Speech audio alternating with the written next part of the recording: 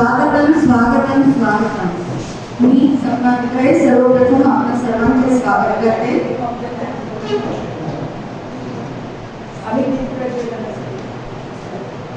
संकल्पाकडून समृद्धीकडे मार्गक्रमण करणारे तेजोमय पर्व प्रकाश पर्वाचे आजचा मंगल उजळणारा तो सरस्वती अंधार विसरून अग्नीनं आनंद घेऊन स्वतःला ताळून साऱ्या जगाला प्रकाश देणाऱ्या तर प्रत्येक दिव्याला माझा लक्ष प्रणाम।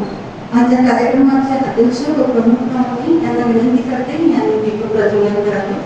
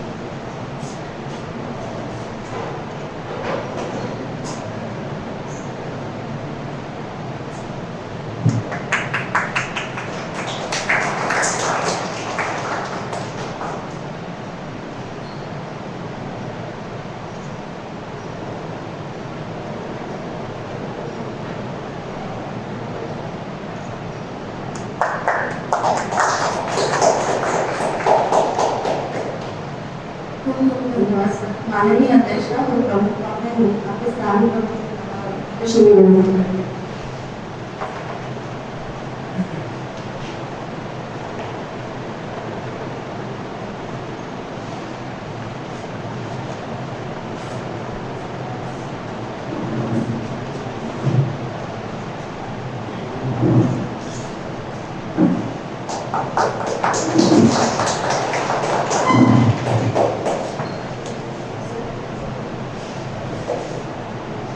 अस्तो मा सततमय तापसो मा ज्योतिर्गमय उद्योग मा अमृतगमय।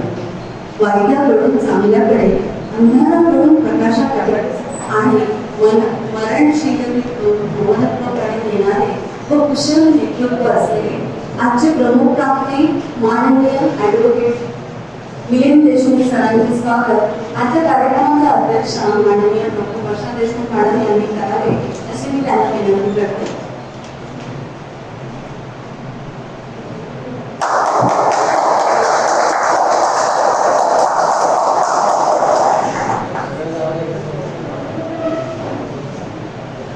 अध्ययनरूपी संस्कार घेतल्यावर स्पर्धेच्या युगात यशस्वी सुरुवात करण्यासाठी व अन्यायाचा प्रतिकार करण्याचे बळ आपल्याला लाभण्यासाठी सतत प्रयत्नशील असलेल्या आपल्या सर्वांच्या आवडत्या आदरणीय डॉक्टर वर्षा देशमुख मॅडम यांचे स्वागत आदरणीय डॉक्टर प्रकाश दाभाडे सरांनी करावे अशी मी त्यांना विनंती करते।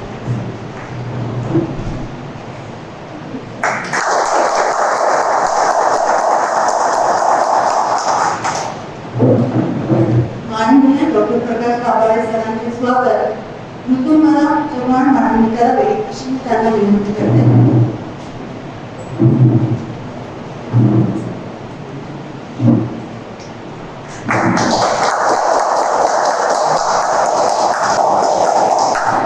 IQSC कॉर्डिनेटर माननीय डॉक्टर राजेश पाटील सरांचे स्वागत ॲडव्होकेट नीता निखिले मॅडम यांनी करावे अशी मी त्यांना विनंती करते।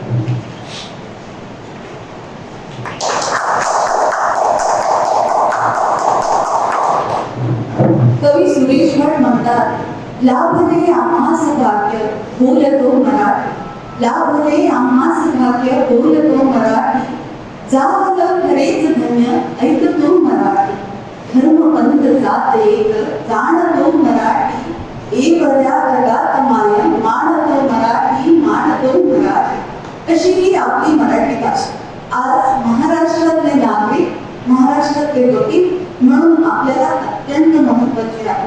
आपल्या दिनचर्येमधील प्रत्येक काम मराठी भाषेवर निर्भर आहे। अशीच आपल्या भाषेची महती जपण्यासाठी Marathi legal drafting certificate course हा उपक्रम आज माननीय डॉक्टर वर्षा देशमुख मॅडम यांनी आपल्या सर्वांसाठी आयोजित केले आहे।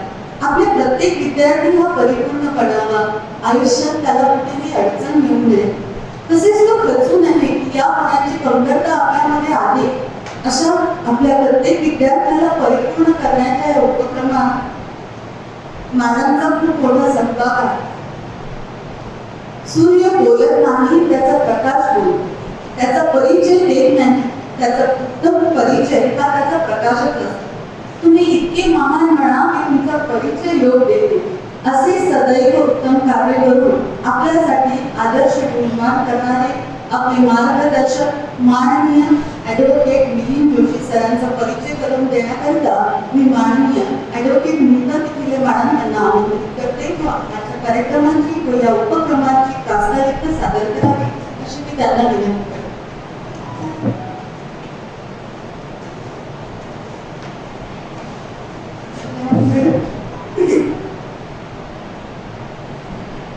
मंचावर उपस्थित मान्यवर अध्यक्ष डॉक्टर वर्षा देशमुख मॅडम, माननीय पाटील सर, माननीय राहाळे सर आणि आजच्या कार्यक्रमाचे प्रमुख वक्ते माननीय ॲडव्होकेट मिलिंद जोशी सर, तसेच माझे सहकारी व विद्यार्थी मित्रांनो, आजपासून सुरू होणाऱ्या या कार्यक्रमाचा विषय म्हणजे अतिशय आवश्यक तसेच सर्वांसाठी उपयुक्त असा लीगल ड्राफ्टिंग मराठी. म्हणजे जर मराठीमध्ये याचा विचार केला तर कायद्याचा मसुदा मराठीमध्ये कसा लिहावा हा विषय आपल्याला शिकायला मिळणार आहे. आपली न्यायालयीन कामकाजाची भाषा जी आहे ती मराठी आहे. आपण सहजपणे इंग्रजीमध्ये ड्राफ्टिंग करू शकतो, परंतु जेव्हा मराठीतून आपल्याला ड्राफ्टिंग करण्याचे काम येते त्यावेळी निश्चितच आपली अडचण येते आणि आपल्याला कायदेशीररित्या जो पाहिजे तो मसुदा आपण तयार करू शकत नाही. आपल्याला हवे ते शब्द त्याबद्दल माहिती नसतात. त्यामुळे या विषयावर आपल्याला मूल्य मार्गदर्शन करण्यासाठी प्रमुख वक्ते म्हणून ॲडव्होकेट मिलिंद शरद जोशी सर लागलेले आहेत. सरांचा अल्प परिचय करून देण्याची संधी मला मिळालेली आहे. त्यांचा थोडक्यात परिचय असा: ॲडव्होकेट मिलिंद शरद जोशी सरांचा जन्म 31/5/1967 ला झाला. त्यांचे प्राथमिक शिक्षण बडनेरा येथील होली क्रॉस हिंदी मीडियम मध्ये, त्यानंतर पुढील शिक्षण समर्थ हायस्कूल अमरावती येथे झाले. त्यानंतर उच्च माध्यमिक शिक्षण हे रुरल इन्स्टिट्यूट येथे झाले.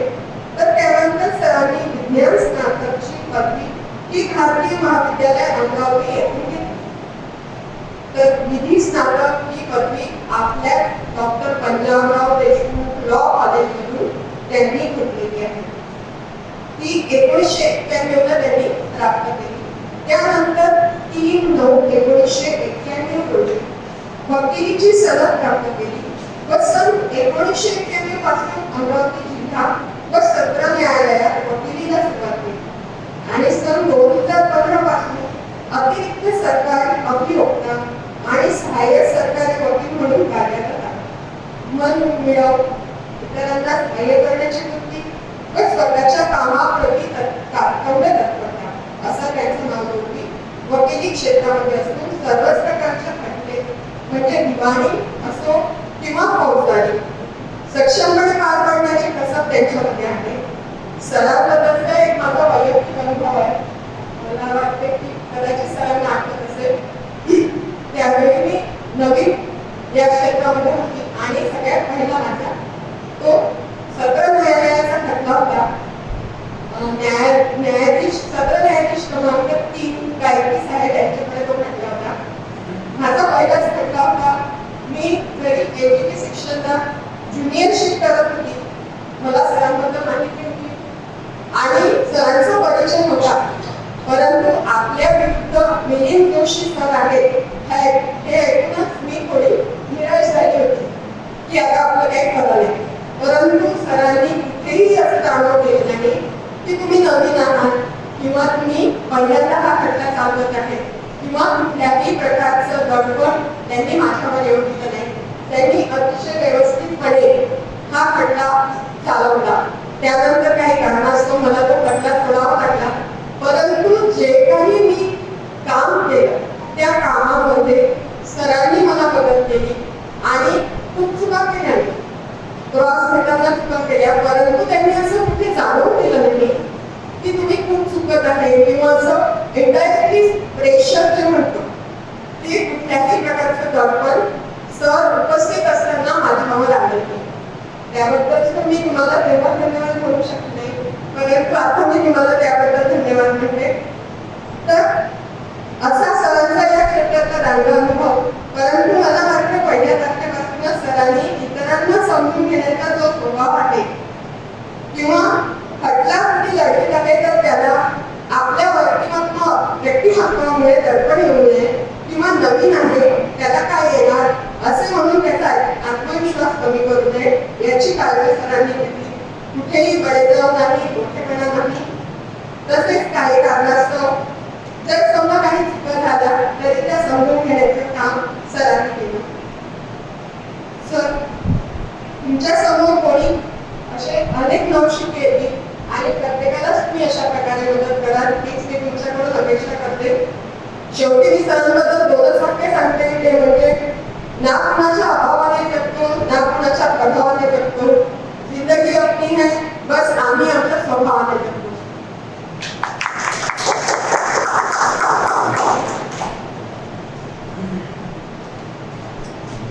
खूप खूप धन्यवाद मॅडम. सरांचा परिचय ऐकल्यानंतर फक्त एवढंच बोलावं वाटतंय. असे जगावे दुनियेमध्ये आव्हानाचे लावून अंतर, असे जगावे दुनियेमध्ये आव्हानाचे लावून अंतर. नजर रोखुनी नजरेमध्ये आयुष्याला द्यावे उत्तर. नको गुलामी नक्षत्राची, भीती आंधळी ताऱ्यांची. आयुष्याला भिडतानाही चैन करावी स्वप्नांची. असे जाणवे इच्छा ज्याची, मार्ग तयाला मिळतील सत्तर. नजर रोखुनी नजरेमध्ये आयुष्याला द्यावे उत्तर, आयुष्याला द्यावे उत्तर. आपण आपले प्रयत्न सोडू नये, सातत्याने प्रयत्न करणे आणि आपल्या प्रकृतीला, स्वभावाला योग्य ती पद्धत निवडणे हे महत्त्वाचे असते. या दृष्टीने गुरूंचे मार्गदर्शन आवश्यक ठरते. आपल्या आजच्या कार्यक्रमाचे मार्गदर्शन माननीय ॲडव्होकेट मिलिंद जोशी सर यांनी आपले मार्गदर्शन आम्हा सर्वांना द्यावे अशी मी त्यांना विनंती करते.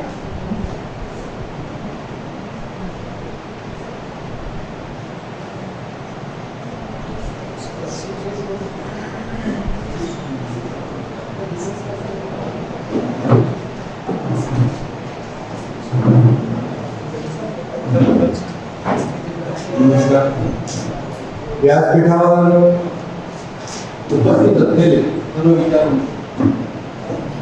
आणि व्यासपीठासमोर तुम्ही जे बसल्या ते सर्व विचार करते आणि मी तुमच्यातला जे विचार करतो. आता विचार मंच आणि विचार करता, आता याच्यातला आपण थोडंसं संदर्भ समजून घेऊ. कारण विचार मंच याच्याकरता म्हटलं कारण की हे तिघेही इथे प्राध्यापक आहेत, ते तुम्हाला रोज काही ना काही विचारतात. तुम्हाला काही ना काही विचार देण्यापूर्वी ते काही ना काही स्वतः अभ्यास करतात. शिक्षक हा केव्हा नुसतं येतो आणि पुस्तक उघडतो आणि तुम्हाला सांगायला सुरुवात करतो, तर तो त्याच्यावर काहीतरी घरी कुठेतरी त्याच्या मनामध्ये, कुठेतरी त्याच्या मनस्थितीमध्ये तो विचार करतो की आपल्याला आज काहीतरी नवीन शिकवायला मिळेल का. नवीन शिकवायला प्राध्यापक टीचर हा तेव्हा पुस्तक असतो ज्या वेळेला विचार करते त्याच्या समोर ती इच्छा प्रकट करते. मी आजही विचार करता स्वतःला याच्याकरता म्हणतो कारण की वकिली क्षेत्रामध्ये वकिली करणारा हा केव्हाही परिपक्व नसतो. हा शेवटपर्यंत विद्यार्थी. आज कितीही मोठं उच्च न्यायालय घ्या, सर्वोच्च न्यायालय घ्या, असं कधी झालं आहे का की ज्युनियर कधी जिंकलं? असं झालं आहे का जिल्हा कधी पण ज्युनियर जिंकला नाही, सगळे सिनियर जिंकतात नाही. कायद्याची मांडणी करणारा सिनियर असो किंवा ज्युनियर असो, पण कायद्यानुरूप जर मांडणी केली तर न्यायाधीशाला सुद्धा त्या ज्युनियरच्या बाजूने निकाल देण्याकरता तो भाग पाडतो. म्हणून विचार करते याच्याकरता आपण आहोत कारण की विचार करणं आपली ही प्रवृत्ती जास्तीत जास्त वाढते तितका कायदा आपल्याला सहज सोपा वाटतो. कायदा पण वाचतो कसा हा सगळ्यात महत्वाचा प्रश्न. कायदा जर आपण 12 खडी जर का वाचला ABCD तर तो कायदा कधीही लक्षात राहणार नाही, कायद्याची अंमलबजावणी कशी करायची हे सुद्धा समजणार नाही, आणि जेव्हा तो कायदा अंमलात आणावा कुठल्या प्रकारे त्याला आपण कोर्टाला न्यायाधीशासमोर मांडावा हे कळणार नाही. एक साधा प्रश्न तुम्हाला विचारतो, तुम्ही कायदा म्हणजे आता जो काही तुमचा पाठ्यक्रम आहे तो कसा व्हावा,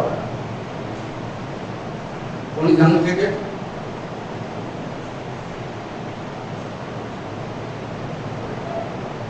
बोला काही बोला काय. आता महत्वाचं असली वकिली करायची असेल, वकिली क्षेत्रात यायचं असेल तर सगळ्यात पहिले माराबाई किंवा माराभाव तर म्हटलं तर चुकलं तर हसलं तर हसू द्या, चुकलं तर चुकू द्या. कारण वकिली क्षेत्र असं आहे की जिथे चुकीला माफी आहे. पण वैद्यकीय क्षेत्र असो, इंजिनिअरिंग क्षेत्र असो, फॅशन डिझायनिंग असो, कार्यक्रम असो, ते चुकला तिथे जे जेव्हा चुकतात तेव्हा त्यांचा रिझल्ट त्या वेळी मिळतो. वकिलामध्ये वकिली करत असताना चुका झाल्या, अपील आहे, रिव्हिजन आहे, अमेंडमेंट आहे, रिव्ह्यू आहे की मग एवढ्या चुकीला माफी आहे. इंजिनिअरच्या हातून थोडीशी चूक झाली मेडिकोसाना, डॉक्टरच्या हातून चूक झाली पेशंट जागेत बसणार, गायकाची चूक झाली तिथे चपला बसणार. तसंच तुम्ही यांच्यामध्ये आहे कोण अपील आहे, या प्रोफेशनमध्ये अपील आहे का? म्हणून आपल्या वकिली क्षेत्रामध्ये सुरुवातीला जितकं चुकू तितका खरा कायदा तुम्हाला मिळतो. ही चूक प्रामाणिक असेल, जाणून बुजून करू. म्हणून मी विचारलं की आपण कायद्याचा अभ्यास करताना, पुस्तक वाचताना कुठले पुस्तक वाचतो की कायद्याचा आपण पुस्तकाचं असताना कसं वाचतो याची उत्तर दिली. सर ते वाचलेले जे आहे ते प्रॅक्टिकल लाईफशी रिलेट करून आपण ते म्हणजे लवकर समजून घेऊ शकतो. अजून कोणी तुम्ही सांगा. कायदा आपण वाचताना सरळ सरळ वाचतो, पण तो अंमलात आणताना आपल्या डोळ्यासमोर ते दिसलं पाहिजे. उदाहरणार्थ 100 माणसं आहेत, एका जागी उभे आहेत आणि नियम आहे की बा डाव्या बाजूने चला, तर ते प्रॅक्टिकल आपल्या डोक्यात हे आलं पाहिजे की ते आपोआप एका लाईनीत येतं की आपल्याला जायचं आहे, आपण कॉलेजवर आहे, आपल्याला तिकडं जायचं आहे, इरविन चौकाकडे आपण पहिले क्रॉस करू, क्रॉसिंगच्याच ठिकाणावर करू, हा नियम आहे. आणि कायद्याच्या दृष्टिकोनातून डाव्या बाजूने चला म्हणजे सगळे पलीकडून चालतील एका लाईनीचा, म्हणजे असलेला घोळका हा एका लाईनीत कसा होतो हे कायद्याचं अंमलबजावणी करताना जे चित्रण बदलते हे आपल्या लक्षात आलं पाहिजे. कायदा किंवा पुस्तक, साधं गोष्टीचं पुस्तक घ्या, कथेचं पुस्तक घ्या. कुठलाही कायदा कुठल्याही लेखकाचा नक्कीकरता कुठल्याही लेखकाचा लेखणी करण्याचा उद्देश हा केव्हा पण विपरीत राहील. हा विपरीत राहील म्हणजे दोन ओळींच्या मध्यात जे अप्रत्यक्षपणे लिहिलेलं आहे ते जेव्हा आपल्याला ते कळेल त्यावेळेला आपण ते खरं पुस्तक वाचू, त्याच वेळेला खरा कायदा आपल्याला कळेल. सरळ सरळ कायदा वाचा. आपला कायदा केव्हाचा आहे? Evidence act, Indian civil code, transfer property, contract act, केव्हाचे काय? CPC, independence. त्यावेळेला कोणाचं राज्य होतं? इंग्रजांची विचारशक्ती कुठल्या भाषेत होती? आपली विचारशक्ती कशात आहे? धड मराठी, धड हिंदी, धड इंग्लिश. याचा प्रत्यय, त्याची प्रचिती केव्हा जाणवली? ज्यावेळेला कौटुंबिक हिंसाचारापासून स्त्रीला संरक्षण हा जेव्हा 2005 साली कायदा, त्यावेळेला तो कायदा कुठल्याही कायद्यामध्ये इंग्लिशमध्ये आहे, हिंदी, इंग्लिश आणि मराठी. इंग्रजीमध्ये तयार झाल्यानंतर त्याचा मराठी अनुवाद करण्यात आला. या कौटुंबिक हिंसाचारापासून स्त्रीला संरक्षण याच्यामध्ये आहे पत्नीला नावाने हाक मारणे, हे नेम कॉलिंग असं म्हणतो. बघा काय मग त्यावेळेला अनुमत करण्यात आला की पत्नीला नावाने हाक मारले तरी तो गुन्हा. आता खरं तसं आहे का? आता नेम कॉलिंग, आता हा इंग्रजी शब्द याचा अर्थ होतो टोमणे मारणे, पण त्याचा मराठी अनुवाद करण्यात आला पत्नीला त्याच्या तिच्या नावाने हाक मारला की गुन्हा. हा म्हणजे आपली विद्यार्थी मराठी. आता मराठी भाषेला 1966 साली राजभाषेचा दर्जा मिळाला, बरोबर आहे? 1966 पासून तर आजतागायत आपण किती लोक मराठी भाषा बोलतो? हा माझा पहिला. आपली मराठी भाषा नाही आहे, आपली मराठी मायबोली. आता मायबोली काय म्हणतो? कारण जेव्हा आपण पुढे जा मग काय म्हणावे हे आपली वर्धेत जा का करतो चालतं काय वर्धा नागपूरला जा काय मग बापू जाणार तिकडे प्रत्येक नागपूरकडे जा सहज आपले ते कापे वर्धा का आपले ते का मलेकुली ही आपली मायबोली. आता मराठी भाषेमध्ये जर आपल्याला कुठल्याही प्रकारचं मसुदा लेखन करायचं असेल किंवा आपल्याला कुठल्याही प्रकारचं वादपत्र तयार करायचं असेल, आता वादपत्र म्हणजे काय? क्लेम. वादपत्र हा मराठी शब्द आहे क्लेम. फिर्याद म्हणजे काय? पोलीस स्टेशनला जातो खोली. तक्रार म्हणजे काय? कोर्टामध्ये न्यायाधीशासमोर आपण कुठल्याही प्रकारची तक्रार दाखल करतो ती कंप्लेंट. आता ही लिहित असताना आपण मराठी भाषेला जेव्हा आपण या वक्तव्यामध्ये मराठी भाषेच्या अनुषंगाने जर आपली वकील व्यवसाय करतो तर सर्वप्रथम आपल्याला मराठी भाषा अंगीकृत करावी लागते. आता अंगीकृत करावी लागेल हे याच्यासाठी म्हणतो कारण की कुठली भाषा आत्मसात केल्याशिवाय अंगीकृत केल्याशिवाय आपण त्याच्यात प्रभुत्व मिळवू शकू का? मान्य काही शब्द सापडणार नाही, काही शब्द आपल्याला शोधून काढावे लागेल. कारण मुळात आपलं आजही विधित नाटकाचं शिक्षण इंग्रजी भाषेमध्ये, बरोबर आहे?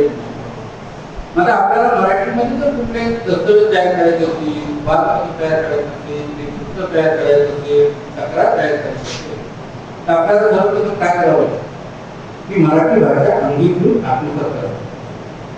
मराठी भाषा आत्मसात करण्याकरता महत्वाचा विषय काय? आणि महत्वाच्या विषयापेक्षा आपण संपूर्ण महाराष्ट्र मराठीमय होत नाही जोपर्यंत रस्त्याने जाताना हा आवाज आपण एकाला निघूनचा भैया आवाज काय भाव दिया का आपण त्या लोकांशी हिंदीमध्ये संवाद करतो, का आपण मराठी बोलत नाही? मध्य प्रदेशमध्ये जा, उत्तर प्रदेशमध्ये जा, दक्षिणेमध्ये जा, दक्षिणमध्ये बोलताय कोणी हिंदी, बोलताय कोणी इंग्रजी. पण आपल्या इथे रस्त्यांच्या बायका आपण घरातल्या प्रामुख्याने घरातल्या बायका ज्यांना फार होत असते कोणी भाजी आला तर तो हिंदी, कुठल्याही दुकानात गेले तरी तो हिंदी. मराठी का आपण मराठी का टाळतो? तुम्ही मराठीत बोला, तो तुमच्याशी मराठी बोल. आणि त्यावेळेला मग आपल्याला कुठल्या प्रकारचे मसुदा लेखन प्रमाणपत्र पाठ्यक्रमाअंतर्गत कुठलीही कार्यशाळा घेण्याची गरज नाही. मुळात आपण स्वतःला मराठी भाषा अंगीकृत करत नाही, आत्मसात करत नाही. मी माफी मागेल पण आपण बोलत असताना मराठी ज्यावेळेला बोलतो तुम्ही कुठले वाटण करता तो सरळ बिंदास मंच का उपस्थित मंच म्हणजे काय याचा अर्थ शोधून काढला.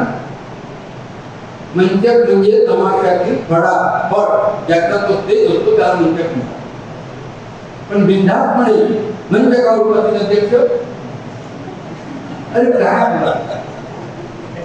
व्यासपीठपणा मंच म्हणा विचार मंच म्हणा पण नाही बिंदासपणे मंच करतात. आणि केव्हा बाणाचा न करतात आणि केव्हा आणीचा काढून न करतात हे आपल्याला जावं. जोपर्यंत आपण मराठी हे म्हणणार नाही मराठी आपण शुद्ध ह्याच्या करता कारण की मराठी जितकं शुद्ध बोलण्याचा प्रयत्न करू तितकं मराठी आपण मसुदा लेखन वादपत्र तयार करताना केल्यानंतर जेव्हा ती मांडणी करण्याचं काम न्यायालयासमक्ष येईल त्यावेळेला आपण लिहिलेलं बोलतात चांगलं वाटेल का आपल्याला.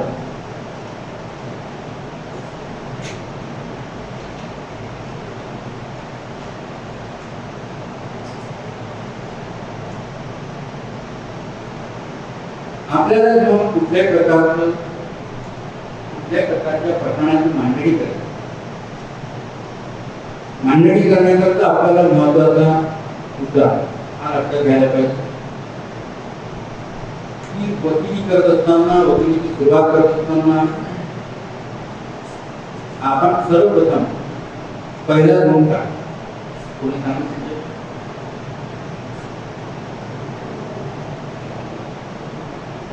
वकिलाला काहीही जरुरी नाहीये की पहिल्या दिवसापासून संपूर्ण ज्ञान आलं पाहिजे. मी स्वतः वकिली करतो म्हणून स्पष्टपणे बोलतोय बोलण्याची हिंमत करतो. वकिली करत असताना सर्वप्रथम डोळ्यात डोळे टाकण्याची हिंमत. डोळ्यात डोळे टाकून ज्यावेळेला बोला त्यावेळेला पक्षकार ओळखता येतो. पक्षकाराला तुमच्या डोळ्याचं सत्य जाणून पक्षकाराला तुमच्या प्रती विश्वास निर्माण होईल नाही नाही तर मग काय काय नाही त्याच्या डोळ्यात टाकून बोला डोळ्यात टाकून त्याच्याकडनं त्याची माहिती घ्या. तुम्ही ज्या डोळ्यात टाकून बोला त्याच वेळेला तुम्हाला डोळ्यात टाकून त्याच्याकडनं तुमची फी किंवा त्याचा खर्च हाताळू शकता. कुठल्याच वेळी डॉक्टरकडे गेल्यानंतर काय होतं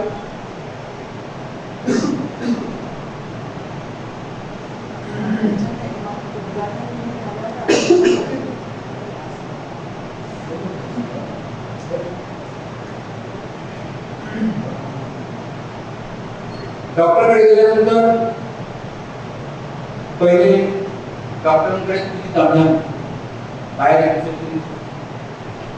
तिथे जातो आपण पैसे देतो कार्ड मार्ग डॉक्टर फक्त विचारतो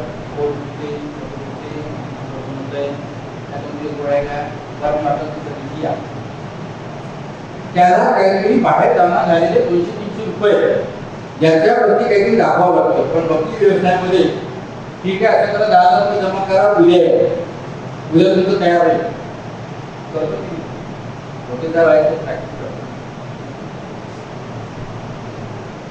सर्रासपणे विश्वासावर होत असं विश्वासावर सर्वप्रथम आपल्या डोळ्यात डोळे घालून जेव्हा विश्वासावर तो आपल्याला पैसे देतो आपल्याकडनं काम आपल्याकडे त्याचं काम सोडवतो. तर ही आहे वकिलीची कला. आणि वकिलीची कला तेव्हा होती जेव्हा आपण स्वतःमध्ये आत्मविश्वास निर्माण करू. आपण त्या येणाऱ्या पक्षकाराची त्या केसमध्ये व्यवस्थित करू त्याच्याशी व्यवस्थित संवाद करू. पक्षकाराला कुठल्याही प्रकारचा कायदा सांगण्याची गरज असते तो कायदा त्याला समजून घेतो. त्याच्यामुळे आता आपण मला वाटतं की आता क्लास आहे सुरू होतं म्हणून मी एवढा वेळ घेतला त्याच्याकरता क्षमा मागतो. आणि ध्वनी यंत्र ही आपल्या कार्यक्रमाच्या संचालिका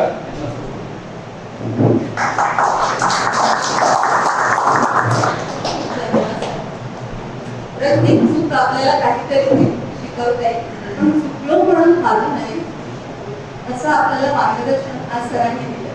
आपली मराठी भाषा ही आपली मायबोली आहे, तिला आपण जपावे आणि तिचे महत्त्व स्वतःला कळावे, म्हणजे आपण इतरांना सांगू शकू असे सरांनी आज आपल्याला इथे सांगितले. धन्यवाद सर. सामर्थ्य आहे तुझ्यात जर स्वप्ने डोळ्यात घेऊन जर, परिस्थितीशी मिळून छाती गोड हात करत जर, विजय तुझाच असेल तेव्हा मागे वळून बघून आयुष्य खूप सुंदर आहे, फक्त तू खचू नको असं सतत सांगणार आहे. कोणत्याही गोष्टीला यशस्वी करण्यासाठी चांगले नेतृत्व असणे गरजेचे असते. तसेच कोणत्याही कार्यक्रमातून ध्येय निश्चिती साधण्याची असेल तरीही नेतृत्व महत्वाचेच आहे. म्हणून आजच्या कार्यक्रमाच्या अध्यक्षा माननीय डॉक्टर वर्षा देशमुख मॅडम यांनी आपले मी त्यांना विनंती करते. धन्यवाद सगळ्यांना. नमस्कार मंडळी. आजच्या या अक्षय तृतीयाच्या दिवशी आपण मराठी भाषा ड्राफ्टिंग कोर्सचा आपल्याला वकिलीचा लिगल ड्राफ्टिंगचा कोर्स आपण सुरू करत आहोत. आजचं उद्घाटन सत्राचे मान्यवर, सर्वप्रथम मी आपल्या महाविद्यालयात ऐतिहासिक अशी पार्श्वभूमी आहे असे आमचे शिक्षण महर्षी डॉक्टर पंजाबराव देशमुख, विद्येची आराध्य दैवत सरस्वती माँ आणि बाबासाहेब आंबेडकर यांनी कॉन्स्टिट्यूशन लिहिली आहे. आमचा पूर्ण जो विषय आहे कायद्याचा पूर्ण कॉन्स्टिट्यूशन वरती निर्भर आहे. अशा महान विभूतींना मी विनम्राभिवादन करते. आजच्या कार्यक्रमाचे प्रमुख अतिथी आपले संसाधन व्यक्ती म्हणजे रिसोर्स पर्सन जे आहेत advocate Vineet Joshi sir, IPSC coordinator doctor Patil sir, doctor Dabhade sir, इथे उपस्थित सर्व मान्यवर, आमचे फॅकल्टी तुम्हाला सगळ्यांना doctor Ingole sir, Boge sir, Thackeray sir, Kharate sir, इथे सर्वच उपस्थित जण आहे. आजच्या कार्यक्रम हा यशस्वी करण्यामागे निखिले मॅडम, सपना मॅडम आणि रितंबरा मॅडम यांनी अतिशय परिश्रम घेतलेले आणि त्यांना तुम्ही खूप छान असा प्रतिसाद दिलेला आहे. जेव्हा आम्ही चर्चा करत होतो की आपल्या अभ्यासक्रमाच्या व्यतिरिक्त विद्यार्थ्यांना जे काही उपयोगी असेल असं काहीतरी स्किल आपल्याला द्यायला पाहिजे. नुकतंच आपण सॉफ्ट स्किल ट्रेनिंग पार पाडलेला आहे, तेव्हा आम्हाला सगळ्यात नितांत गरज अशी वाटली की आपल्या विद्यार्थ्यांना जर का लिगल ड्राफ्टिंग हे मराठी, कारण आपल्या लोकल ह्याच्यामध्ये किंवा आपल्या अमरावतीमध्ये जेव्हा आपली जी न्यायालयीन कामकाजाची जी भाषा आहे ती मराठी असते आणि तुमच्या ड्राफ्टिंग वरून तुमचा अर्थ असो किंवा कुठले काही असो, जसं प्रतिवादी आपण त्याचा जो पत्र आहे, वादीपत्र आहे, त्याच्यामध्ये आपल्याला तुमच्या व्यक्तिमत्वाचं, तुमच्या ज्ञानाचं प्रतिबिंब ते त्या तुमच्या अर्जामध्ये किंवा त्याच्यात असतं आणि त्याच्या एक वाक्यावरून तुमचा कुठल्या दर्जेचा वकील आहे ह्याचं ज्ञान हे न्यायाधीशांना होतं. आणि तेव्हा आम्हाला बरेच जण कंप्लेंट करत असतात की तुम्ही नुसते वकिली बनवायची फॅक्टरी सुरू केलेली आहे, पण त्यांना काय येतं, त्यांना गुणवत्ता काय किंवा काय ह्याची तुम्ही काळजी घेता का? आणि तेव्हा आम्ही ठरवलं, एक सिलेबस तयार केला आणि आम्ही तेव्हा चौकशी केली की हे ह्याच्यासाठी कोण व्यक्ती आपल्याला लागणार आहे. मग काही आपल्या शिक्षकांचं म्हणणं पडलं की आपण ऑनलाईन घेऊ, म्हणजे बाहेरची पण आपल्याला, तर ते ऑनलाईन मध्ये आपण पाहिलेलं आहे की कोण कसं काय अभ्यास करतो, कोणी मार्केटमध्ये आहे, कोणी कुठे आहे, कोणी कुठे आहे. आणि मला वाटतं की ऑफलाईन शिकाय म्हणजे प्रत्यक्ष शिक्षणाशिवाय आपल्याला पर्याय नाही. त्याचा जो प्रभाव पडतो तो प्रभाव हा मला वाटतो तो जास्त हा प्रत्यक्ष शिक्षणामध्येच आहे. आणि मग जेव्हा विचारणा केली तर आम्हाला प्रामुख्याने पुढे नाव आलं ते मिलिंद जोशी सरांचं नाव आलं.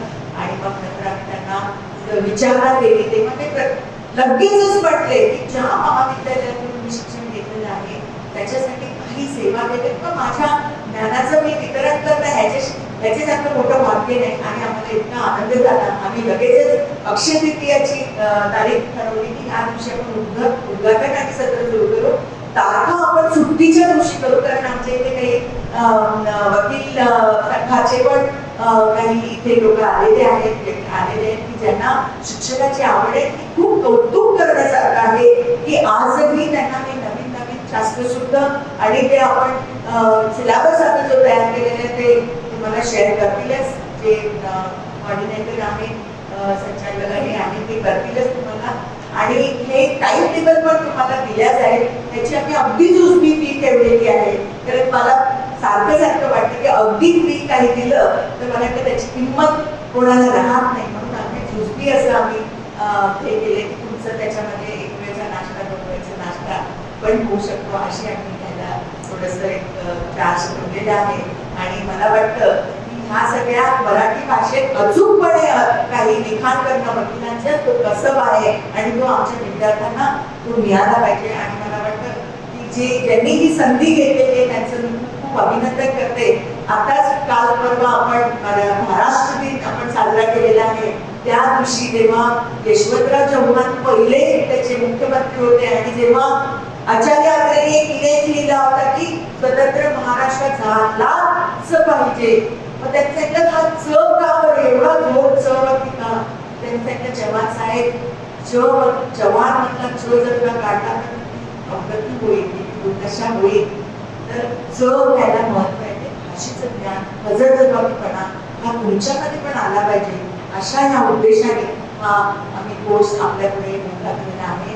त्या कोर्सला आपण तुम्ही छान प्रतिसाद दिलेला आहे आणि अक्षय तृतीयेच्या दिवशी असं अक्षय कधीही न संपणार ज्ञान तुम्हाला मिळो अशा शुभेच्छा देऊन माझ्या शब्दांना मी विनंती करते.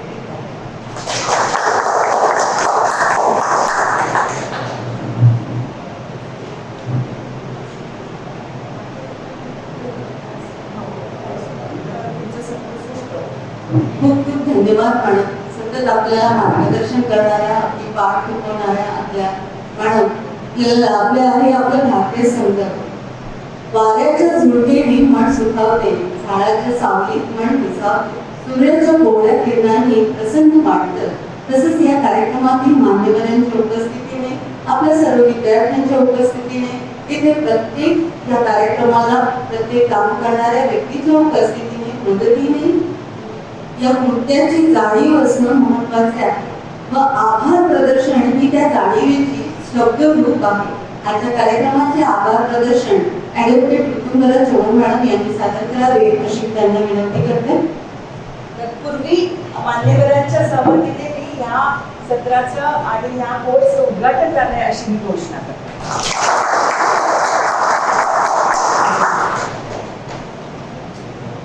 धन्यवाद मॅडम.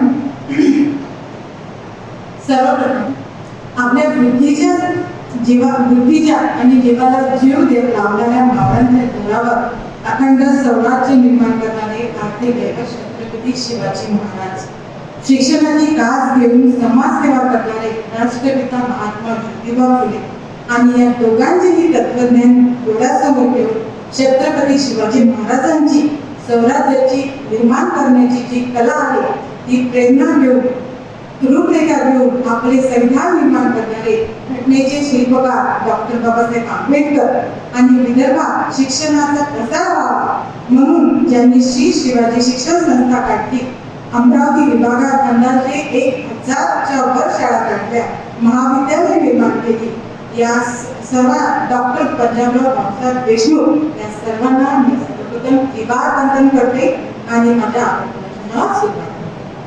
असे म्हटले जाते आभार परक्यांचे मानायचे असते, आपल्यांचे नाही. तरी परंतु प्रत्येक क्षणी आमचे गुरुवर्य आम्हाला आदरणीय असतात, त्यांची प्रेरणा घेऊनच आम्ही पुढे जात असतो. आणि इथे प्रमुख अतिथी म्हणून लाभलेले जोशी सर आणि गुरुवर्य व्यासपीठावर बसलेल्या मान्यवरांना मी सर्वप्रथम प्रणाम करते. आजच्या कार्यक्रमाचे अध्यक्ष म्हणून लाभलेल्या आपल्या सर्वांच्या आवडत्या, प्रत्येक क्षणी आम्हाला प्रोत्साहन देणाऱ्या आदरणीय प्रिन्सिपल मॅम यांनी आपल्या अमूल्य भेटीला अध्यक्षस्थान भूषवले. आजचे जे विकट प्राप्ती हा कोर्स इथे आपल्यासाठी उपलब्ध करून दिला, विद्यार्थ्यांना परिपूर्ण करण्यासाठी शिकण्याची ही संधी त्यांनी दिली, याबद्दल मी मॅमचे खूप खूप आभार मानते. आपल्या भाषणातून मॅडमनी सांगितले, जेव्हा आपण ड्राफ्टिंग करतो तेव्हा खूप काही चुका होतात, त्या सुधारण्यासाठी आपल्याला मराठीतून जेव्हा आपण लिहितो ते आणखी सुटसुटीत व्हावं यासाठी मॅडमनी आपल्या भाषणातून आपल्याला सांगितलं की मराठी लेखन किती आवश्यक आहे. त्यासाठी हा कोर्स आपल्याला एक संधी म्हणून उपलब्ध करून दिला, त्याबद्दल मी पुन्हा एकदा मॅडमचे आभार मानते. आपल्या सर्वांचीच नेहमी प्रेरणा देणारे, विद्यार्थ्यांना वडिलांसारखे समजून घेणारे, मार्गदर्शन करणारे आदरणीय दाभाडे सर इथे उपस्थित राहिले, त्याबद्दल मी त्यांचे मनपूर्वक आभार मानते. ज्यांच्या स्ट्रिक्ट वागणुकीतून बुद्धिमान विद्यार्थी घडून युनिव्हर्सिटीच्या पदापर्यंत पोहोचणारे आदरणीय पाटील सर यांचे पण मी खूप खूप आभार मानते. मला नक्कीच या क्षणी असं म्हणावंसं वाटते, सदैव राहू द्या आशीर्वादाची थाप आमच्या पाठी, सदैव राहू द्या आशीर्वादाची थाप आमच्या पाठी, काळजात ते दोन शब्दही अपुरे आहे तुमच्या आभारासाठी, तुमच्या आभारासाठी. आज आपल्या कार्यक्रमाचे प्रमुख मार्गदर्शक, प्रमुख अतिथी म्हणून आपलेले advocate Milind Joshi sir, resource person यांनी आपल्याला ज्या अमूल्य वेळ दिला, आपल्या विनंतीस मान देऊन प्रमुख पावलांचे स्थान कुशवले आणि अमूल्य असे मार्गदर्शन केले. त्यांनी आपल्या भाषणात सांगितले की तुम्ही शिकताना जर चुका होत असाल तर त्या चुका तुमच्यासाठी एक शिकवण असते, तर त्या चुका सुधारून तुम्ही पुढे जात राहा, शिकत राहा, हे त्यांनी आपल्या भाषणात सांगितले. त्याबद्दल मी सरांचे खूप खूप आभार मानते. या कार्यक्रमात आपल्या वेळातील वेळ काढून सर्व आदरणीय शिक्षक इथे हजर राहिले, त्याबद्दल मी सर्वांचे मनपूर्वक आभार मानते. इथे उपस्थित सर्व विद्यार्थ्यांचे मी आभार मानते, कारण की तुमच्याशिवाय कार्यक्रम यशस्वी होणं शक्य नाही, त्यामुळे त्याबद्दल मी तुमचेही पुण्याचे आभार मानते. उत्तम संचालक करणाऱ्या विद्यार्थी मॅडम चेही मी आभार मानते. मिलिंद जोशी सरांनी मिलिंद जोशी सरांचा जो परिचय आपल्याला देणाऱ्या ॲडव्होकेट मॅडम यांचेही मी आभार मानते. या कार्यक्रमासाठी अरेंजमेंट करणारे रविभाऊ यांचेही मी आभार मानते. सरते शेवटी मला एवढंच म्हणावंसं वाटते, भिरभिरणाऱ्या पाखरांना जरी आभाळाची जोड असते, भिरभिरणाऱ्या पाखरांना जरी आभाळाची जोड असते, दिवस मावळू लागतो तशी खड्ड्याचीच ओढ असते, दिवस मावळू लागतो तशी खड्ड्याचीच ओढ असते. घरट्याकडे परतण्यापूर्वी आभार तुमचे माहीत आहे, घरट्याकडे परतण्यापूर्वी आभार तुमचे माहीत आहे, कारण आभाराची होणारी सांगता नेहमीच गोड असते, नेहमीच गोड असते.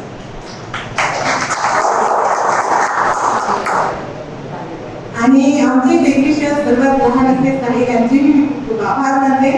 मी मला जेव्हा पुन्हा सर्वांचे आभार मानते आणि अध्यक्षांच्या वतीने हा उद्घाटनाचा कार्यक्रम इथे संपला त्याच्यानंतर हे पुढचं सत्र जोशी सरांचं लगेच चालू